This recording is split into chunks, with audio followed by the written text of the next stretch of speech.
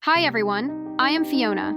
In this video, we will show you dual robot, one-click, quick change EPS shape molding machine. This machine is equipped with dual robotic arms. Under normal operating conditions, one robotic arm first picks up the plastic or metal drip tray component and places it into the mold cavity of the molding machine.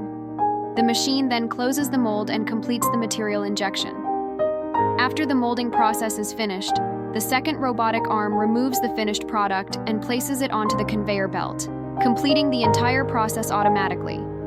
This solution replaces the traditional side shift dual mold configuration, significantly reducing equipment costs while greatly improving the overall level of automation.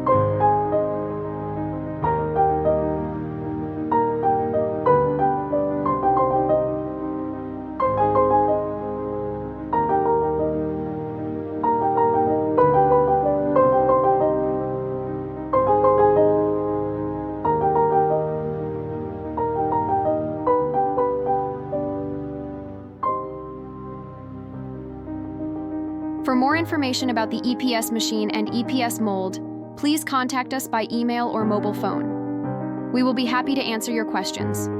See you in the next video.